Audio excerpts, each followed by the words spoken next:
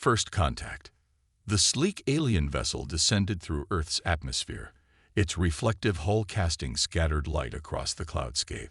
Inside, a diverse delegation of aliens from the Galactic Council leaned forward to study the blue-green planet growing larger in the viewports. "Are you sure about this?" Xylar, the tentacled Crinian ambassador, asked, glancing at the mission leader. "The humans' history of conflict and warfare makes them unpredictable." Malox, the tall, reptilian Zothian in charge, nodded slowly. "All new spacefaring species warrant caution, but the Council has deemed humanity ready for contact. Their recent steps towards unity have earned them a chance." The ship glided over a sprawling wildlife reserve, a lush carpet of forests and grasslands stitched with glittering rivers. It settled down in a clearing beside a large lake, where a cluster of simple structures stood. "Remember, we're here to observe and initiate dialogue," Malox said as the airlock hissed open. "Keep an open mind." The delegation emerged warily onto the grass, where a group of humans stood waiting. They were a varied bunch, with an array of skin tones and body types that fascinated the aliens. A tall woman with dark hair streaked with gray stepped forward. "Welcome to Earth," she said, smiling warmly. "I'm Amara, Secretary General of the United Nations. Thank you for accepting our invitation." Malox extended a clawed hand, which Amara shook without hesitation. "The Galactic Council thanks you for your hospitality," the Zothian said formally. "We have much to discuss." As the group began walking towards the buildings, a low growl rumbled from the tree line. The aliens froze, hands darting to hidden weapons, but the humans merely paused, looking alert but unafraid. A massive furred predator padded out from the trees, its powerful muscles rippling beneath a tawny coat. Piercing amber eyes surveyed the group as it prowled forward. "Hold your fire," Malox barked to the delegation. To Amara, the Zothian hissed, "You brought us to a predator's lair. Is this a trap?" But Amara just laughed. "Relax, Ambassador. That's just Samson." As the aliens watched in disbelief, a tall human man broke from the group and approached the beast fearlessly. He held out a hand, letting the animal sniff it. Then, to the delegation's collective astonishment, he ruffled the huge creature's fur affectionately. "Samson's a rescued Siberian tiger," the man explained, scratching him under the big cat's chin. "He's the gentlest giant you'll ever meet." Beside Malox, Xylar made a strangled noise. You're touching it. How are you not dead?" The man smiled. "Samson trusts me. I helped raise him from a cub." He beckoned to the aliens. "Come and say hello." Gently. Malox approached slowly, hearts pounding. At the human's coaxing, the Zothian carefully placed a trembling hand on the tiger's flank. Samson rumbled softly, leaning into the touch. "Incredible," Malox breathed. The tiger's fur was soft and warm, its power contained by some mysterious bond with the human. As the other delegates lined up to meet the friendly apex predator, Malox turned to Amara in wonderment.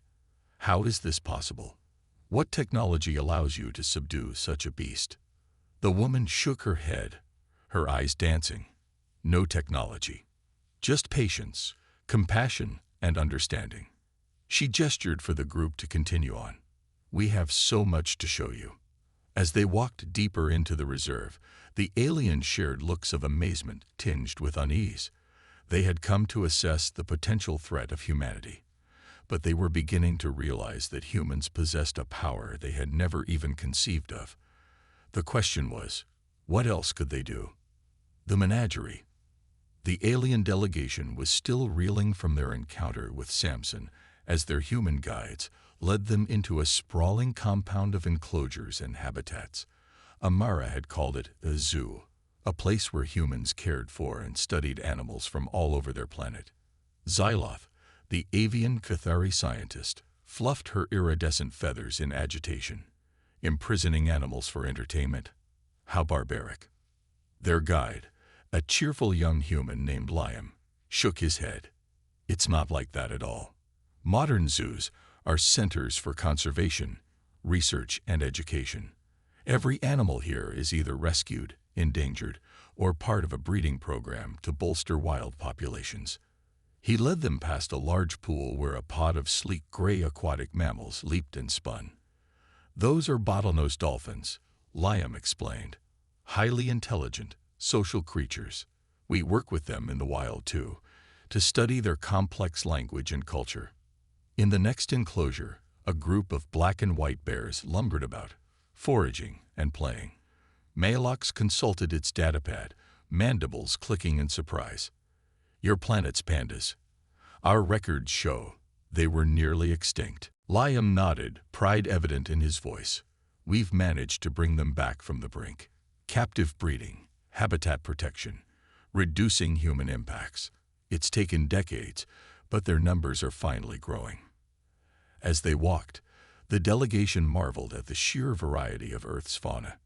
Towering, wrinkled gray beasts with tusks and snaking noses. Bright birds with plumage in every color imaginable. Primates with clever hands and soulful eyes that seemed to reflect a deep, almost human-like awareness. Rounding a corner, they came across a zookeeper crouching beside a huge, spotted feline. The cat was lying on its side, seemingly to sleep, as the human carefully cleaned a wound on its flank. Zilar gasped, tendrils quivering. "Is that human insane? That predator could tear them apart." But Liam just chuckled. "Nala's a cheetah. She's the fastest land mammal on Earth, but she's not aggressive towards humans. That's Ava, her primary caretaker. Nala's recovering from surgery, and she trusts Ava completely." As if to demonstrate, Ava finished her task and gently stroked Nella's fur. The big cat yawned, leaning into her touch, then began to purr loudly. The sound was so deep and resonant that the aliens could feel it in their bones. Malox shook its head slowly. "The way you interact with these creatures, it's almost as if you can communicate with them." Liam smiled. "In a way, we do. Every species has its own language, its own needs and desires.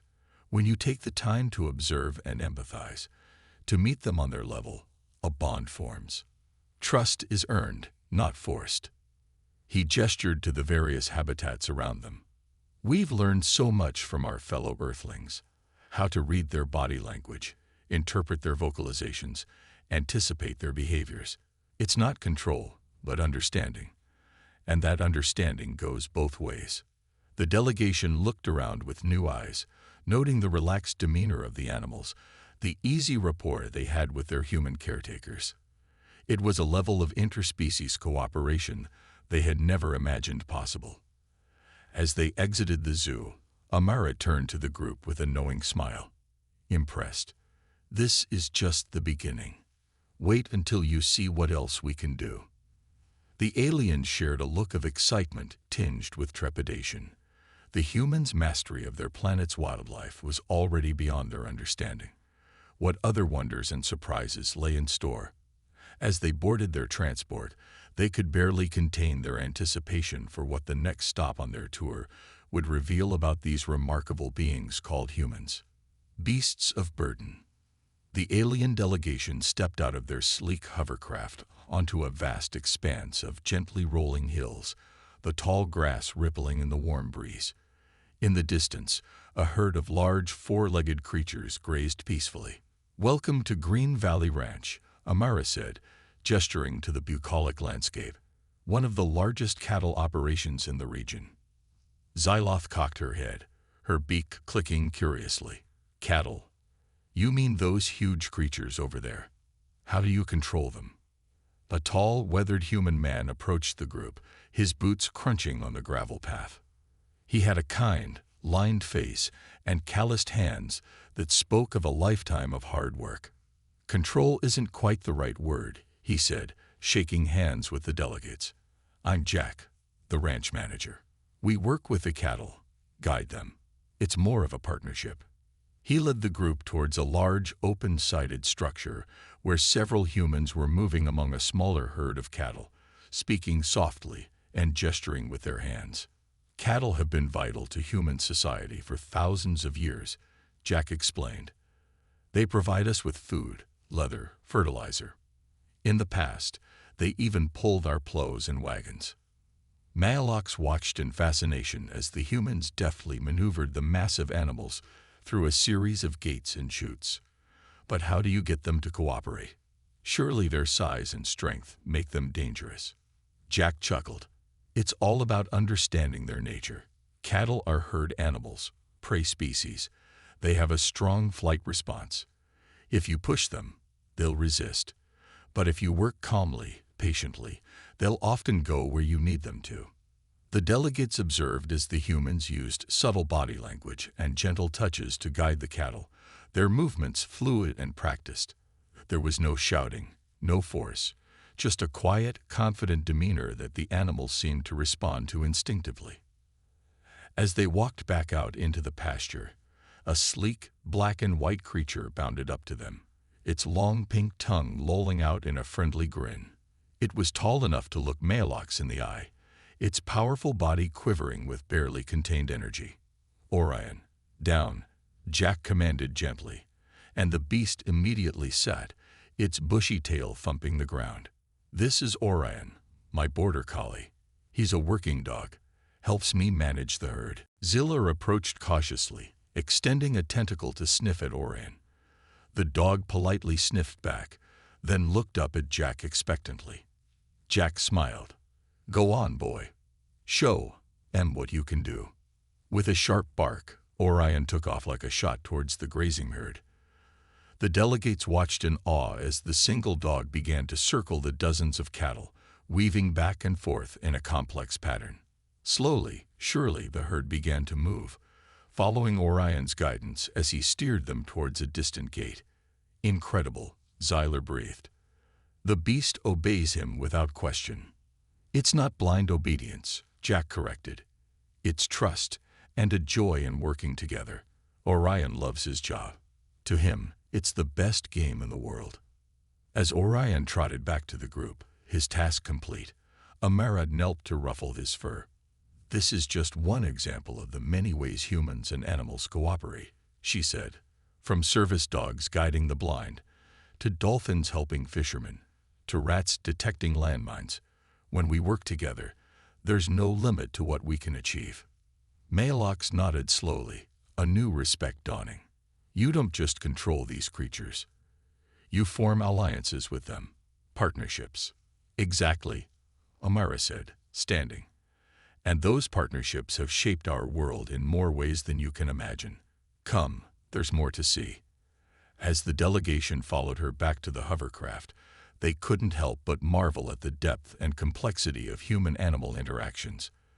These humans were not just masters of their domain, but collaborators in an intricate web of life. The implications were staggering. The arena. The hovercraft glided to a stop outside a massive circular structure, its metallic walls gleaming in the sunlight. The excited chatter of a large crowd could be heard from within. "What is this place?" Maalox asked, eyeing the building warily. Amara smiled. "This is where we showcase the true depth of the human-animal bond. Come, you're in for a treat."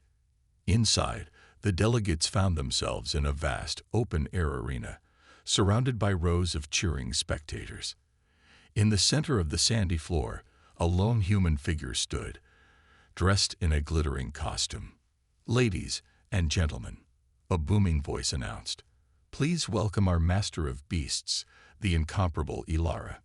The crowd roared as Ilara raised her arms, a dazzling smile on her face. Then, to the alien's shock, a pair of massive golden felines leaped into the arena, their muscles rippling beneath their sleek coats. "Lions," Amara whispered to the stunned delegates, "apex predators of the African savanna." The great cats circled Ilara, their tails swishing, amber eyes locked on her every move. But Ilara seemed utterly unafraid, her posture relaxed and confident. With a subtle gesture, she commanded the lions to sit. Incredibly, they obeyed, sinking to their haunches in perfect unison. Ilara then proceeded to lead them through a series of stunning maneuvers, leaping through hoops, balancing on pedestals, even allowing her to drape herself across their broad backs. Throughout it all, the lions remained perfectly composed, their focus never wavering from their human partner. There was no sign of fear or aggression, only a palpable sense of trust and connection. As the act ended and the lions padded off to thunderous applause, Ilara approached the awestruck delegation. "How?" Xylar managed to ask, her voice trembling. "How do you command such fearsome beasts?" Ilara shook her head, her eyes sparkling. "I don't command them. We work together, as equals. They trust me, and I trust them completely." She gestured to the arena around them. "These lions were born in captivity, raised with love and respect. We've trained together for years, building a bond based on mutual understanding. When we're out there, we're not human and animal. We're partners, a team." Maalox frowned, struggling to comprehend. "But the risk. Surely they could turn on you at any moment." Ilara laughed. "Turn on me? Never. They're not mindless killing machines, Ambassador. They're intelligent, emotional creatures with their own thoughts and personalities. They perform with me because they want to, because it challenges and stimulates them." She fixed the Zophian with a piercing gaze. "That's the key to our success, the secret that allows humans to work with any creature. We don't see them as lesser beings to be dominated. We recognize their autonomy, their sentience. We meet them as equals and earn their cooperation through respect and empathy." As the delegation filed out of the arena, their minds buzzing with new insights, a commotion broke out in the corridor ahead. A large, snarling creature was charging towards them, its fur bristling, fangs bared. The aliens cried out in alarm, reaching for their weapons. But before they could act, Ilara stepped forward, her voice ringing out clear and commanding. "Buster, halt!" To their amazement, the beast skidded to a stop, its demeanor shifting from aggressive to almost sheepish. It slunk forward, head lowered, to nuzzle Ilara's outstretched hand. "Sorry about that," a breathless human said, jogging up to them. "Buster got away from me. He's a new rescue, still a bit unsocialized." Ilara smiled, scratching the creature behind its ears. "No worries, Sam. We'll work with him. He'll learn." As Sam led Buster away, the delegation could only stare in wonder. These humans, with their preternatural ability to connect with even the most challenging of beasts, were unlike anything they had ever encountered. Amara, watching their reactions with a knowing smile, clapped her hands. "Well then, who's ready for the main event?" The aliens exchanged nervous glances, simultaneously eager and apprehensive. If this was just a taste of human potential, what else might these remarkable beings be capable of? Confrontation. As the delegation followed Amara into a large, high-ceilinged room, they found themselves face to face with a massive, reinforced glass enclosure. Inside, a monstrous creature paced back and forth, its scaly hide glistening under the artificial light. "What in the name of Zorgax is that?" Xylar squawked, her feathers standing on end. "That," Amara said calmly, "is a Kralian Deathmaw, one of the most dangerous predators in the known galaxy." The beast was truly fearsome to behold, its powerful body rippling with muscle, its gaping maw filled with rows of razor-sharp teeth. Its eyes, a baleful yellow, glared out at the assembled beings with a palpable malevolence. Maalox turned to Amara, incredulity etched across its face. "You brought this monster to your world. Are you mad?" Amara shook her head. "Not mad, Ambassador. Hopeful. This creature was rescued from an illegal fighting ring on Krelia Prime. We brought it here to rehabilitate it, to show that even the most vicious of beings can be reached with compassion and understanding." Xyloth, the Kthari scientist, scoffed loudly. "Impossible. Deathmaws are mindless killing machines, driven only by bloodlust. No force in the universe could tame such a beast." A murmur of agreement ran through the delegation. The humans had impressed them thus far, but this seemed beyond the pale. The Deathmaw was the stuff of nightmares, a creature out of darkest legend. Amara merely smiled, a glint of challenge in her eye. Care to put that to the test, Dr. Zyloff? The Cathari puffed up her feathers indignantly. Certainly. I propose a wager.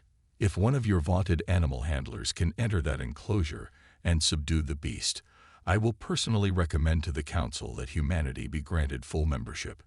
But if they fail, if the monster attacks, then you must cease all such reckless experiments and submit to galactic oversight.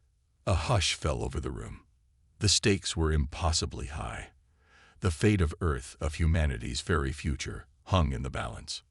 Amara nodded slowly, her gaze never leaving Zyloff's. We accept your challenge, Doctor. On one condition, you must observe the encounter personally, from inside the enclosure.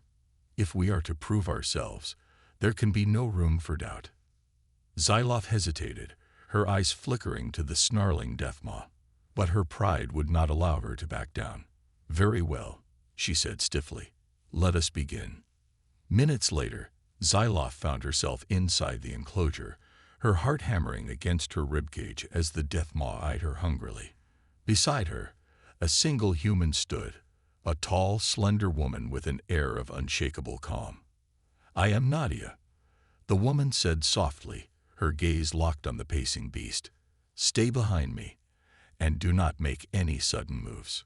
Slowly, incredibly, Nadia began to walk towards the Deathmaw, her hands held out in a placating gesture. The creature snarled, its claws gouging deep furrows in the metal floor. But Nadia did not falter. She continued to advance, her voice a gentle murmur, her posture relaxed and non-threatening. The Deathmaw's growls grew louder, more aggressive, but it did not attack. Inch by painstaking inch, Nadia drew closer until she was within striking distance of those terrible jaws. Zyloff watched in breathless terror, certain that at any moment the beast would lunge and tear the human apart. But it didn't. Instead, as Nadia carefully, oh so gently laid a hand on its snout, the Deathmaw whimpered. Its posture shifted, the tension draining from its massive frame.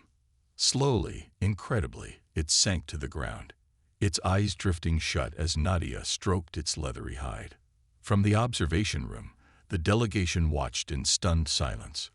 Amara, her face wreathed in a triumphant smile, turned to the dumbfounded Malox. Do you see now, Ambassador?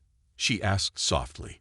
There is no creature beyond our reach, no soul too savage to be touched by compassion. This is the gift of humanity, the power we offer to the galaxy. Not domination through force, but connection through empathy.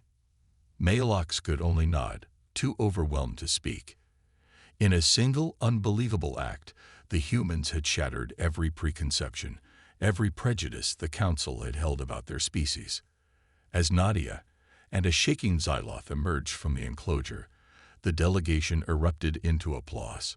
Amara raised her hands for silence, her eyes shining. Esteemed counselors, she said, her voice ringing with conviction. You came here to judge our worth, to measure the mettle of our species. I put it to you now, is there any doubt that humanity has a vital role to play in the future of the galaxy? That our unique ability to connect with all living beings is a strength, not a weakness? She gestured to Nadia, who stood tall and proud beside the quiescent Deathmaw. We do not seek to conquer, but to heal, to bridge the gaps between species, to foster understanding and cooperation on a scale never before imagined. This is our offer, our promise. Will you join us in this great endeavor?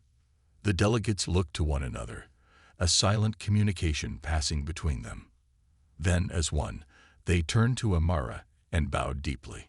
On behalf of the Galactic Council, Malox said formally, I extend to humanity the hand of friendship and alliance. Your place among the stars is assured, your voice welcome in the great chorus of civilization. As the room erupted in cheers and applause, Amara smiled, her eyes wet with unshed tears. A new era was dawning, a future bright with promise and possibility. And at the heart of it all, the unbreakable bond between human and beast, a connection that would reshape the very fabric of the universe.